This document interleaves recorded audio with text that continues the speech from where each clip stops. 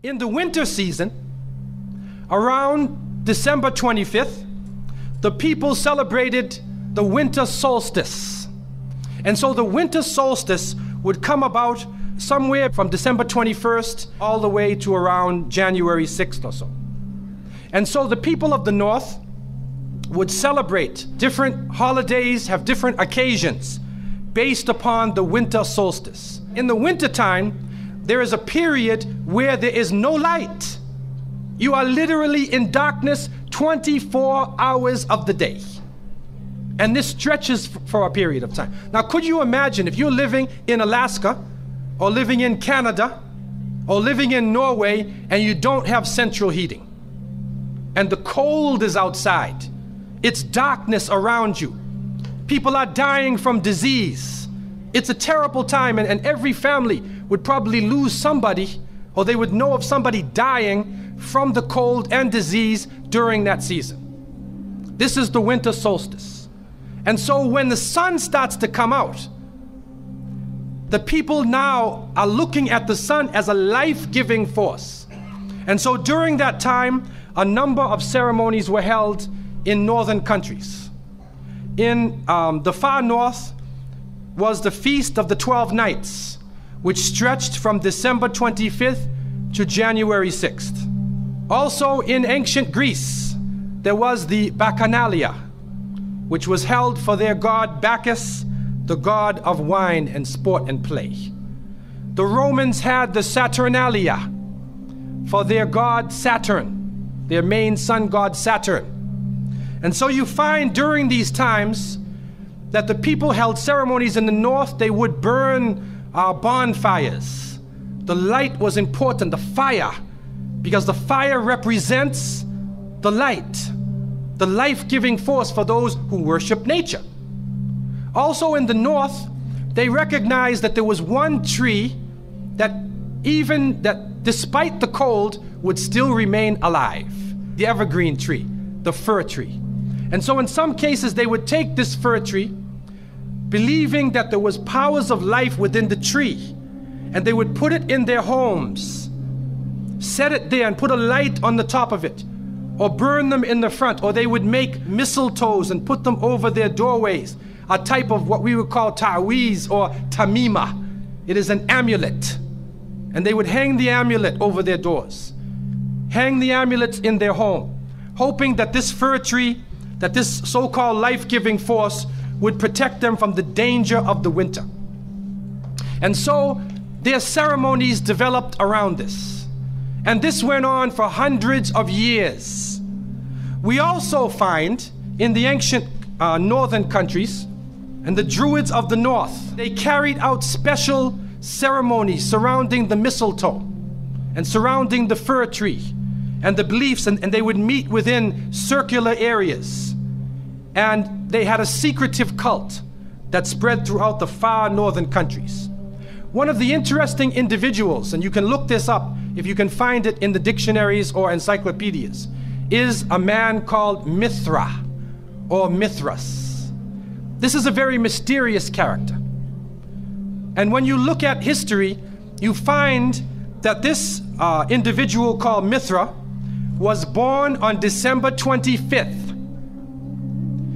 His day of the week was the 7th day of the week, that we still call Sunday.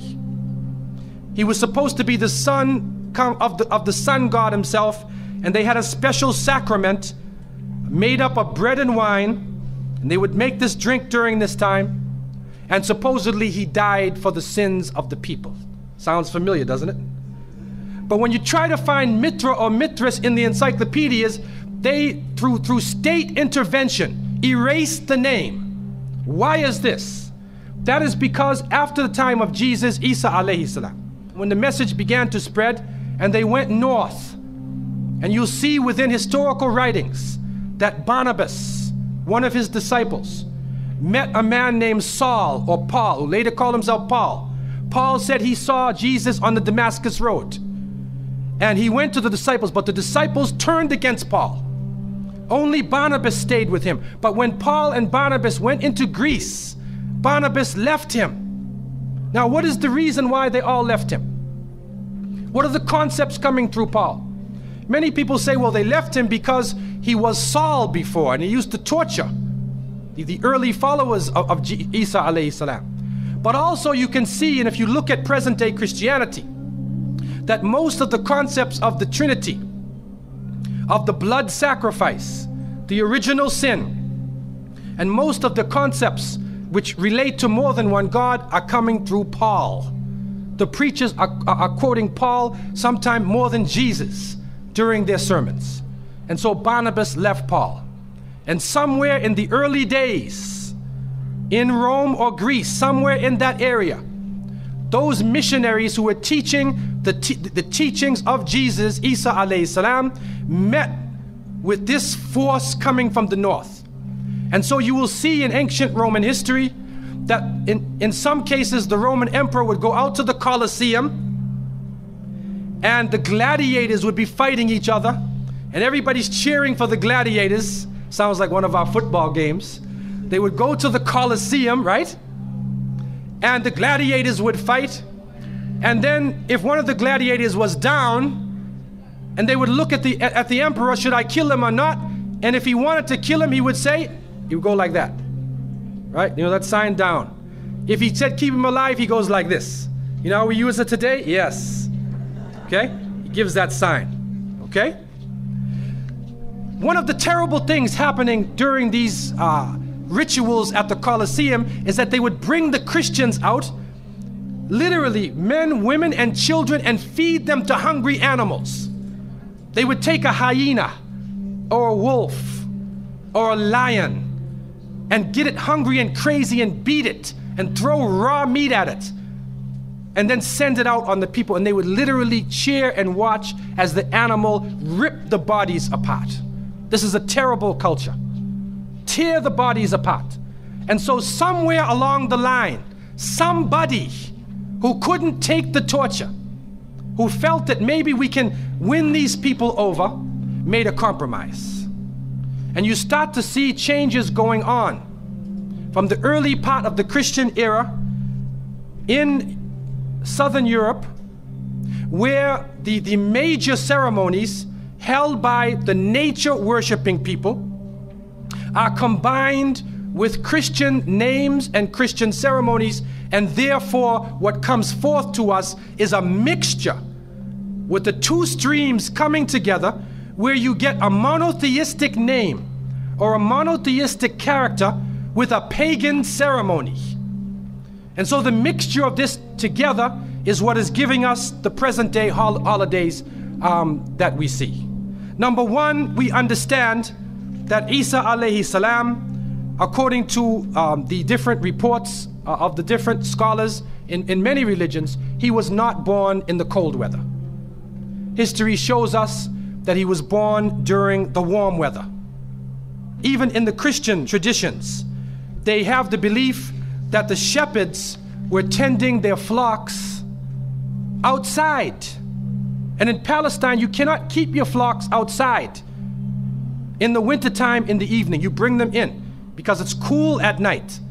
And so it was the warm weather. It was also the time of the taxes in the north. In the story coming in the Quran, when we see the mention in chapter 19 in verses 24 to 25, and we see the mention of the story of Mary, because it is the belief of the Muslims that Maryam, may Allah be pleased with her, was a virgin, and she had dedicated her life to the worship of one God, prayer and fasting. And by the power of Allah, that the Creator breathed His Spirit into her, and she conceived Jesus. He said, be, and it is. She conceived Jesus, Isa alayhi salam, without a father, without a man. That is a belief of Islam. It is also a belief that when she felt the pain of the pregnancy, that the angel came to her and told her to go outside of the city. She went outside of the city to a remote area, and there she found a palm tree, and she found water. And it was speaking about rutub janniya. It was speaking about a type of rutub, or a type of dates. And those who know, who have lived in the desert area, know that when the dates become ripe, when you start to see the color of the dates change, because dates are not brown, you know. Dates are originally red and they're yellow, they're other colors, but they turn the brown. It's at the height of the heat that the dates become ripe. And so it's at that time that she gave birth to Isa alayhi salam. So from different points of view, different historical points of view and different religions, we understand that Isa alayhi salam was not born during the winter season. He was born in the warm weather. So who was it that was born in the winter season? What is that? Who is that character now? Let us become detectives and try to find out the answer to this problem. Number one, you have to understand this concept of Saturn, the concept of Bacchus. When they are portrayed by the different artists who drew pictures of them or the sculptures, they're usually portrayed as a heavy-set man with a white beard. And when in the Sistine Chapel, Michelangelo drew his picture, you could see the long flowing beard, and there are actually pictures of this man on a sled being drawn by snakes with wings. Snakes with wings. Snakes do not normally fly. But in this case, the snakes have wings, and the heavy-set man is on his sled being drawn by these flying animals. Sound familiar to you now, doesn't it? He's being drawn by the flying animals. He's performing miracles. He's coming out on December 25th, which is not the birthday of Isa alayhi salam, has nothing to do with Christianity. It is the time of the Bacchanalia and the Saturnalia, and he is representing riotous fun, drunken revelry. And so what happens on Christmas, the Christmas season, especially in America, people today are not even thinking about Isa alayhi salam. They're not even thinking about Jesus. They're looking how they can get drunk. On Christmas, what is going on? In the Caribbean and many parts, if they offer you a Christmas pudding or Christmas pie or Christmas drink, watch out. Because it's probably laced with rum or wine. That's the spirit of the season. Now, this riotous occasion that was going on went so far that the Christian church banned it. And the Church of England, according to historical sources, actually banned it all the way to 1647. It was prohibited in England to celebrate Christmas because they saw Christmas as being a pagan holiday. This is an official position taken by the Christian church, the Church of England, who were known at that time as Puritans. What happened was an individual was superimposed. A name was superimposed. We hear about the name of Saint Nicholas. Saint Nicholas. Now, Saint Nicholas himself is actually coming from the ancient writings of Beowulf. And in these writings, which are done in the Scandinavian region, we find the name Nick or Nickel or Nicker. He was known as a demon, the demon of the north. He was known as the evil spirit of the north, the name of Odin, the evil principle. And so in Germany and in many of the northern countries, the people actually looked upon this so-called Saint Nick as being an evil force, and they would tell their children in the wintertime, don't go outside, because if you do, Nicholas will come along, Nickel will come along, he'll capture you, put you in his bag, and take you away. And so they used it as a negative concept. In Isaiah, in what is left of the Bible, in chapter 4, in 14:13, the devil is known as the prince of darkness. And it is an understanding that his throne, the seat of his power, is in the north. Somewhere in the north is the seat of power of this evil. And so the Germans also, when they depicted this Nicholas, or this Pelsnickel, as they would say, Pelsnickel in German, it means a furry devil. When they depicted him, they depicted him as a man with red fur. He had red fur coat. And his base was in the north, and he was the essence of evil. And the Church of England till 1647 took the position that this celebration could not go on. So what we are actually seeing is that the Christmas occasion was actually the time of evil.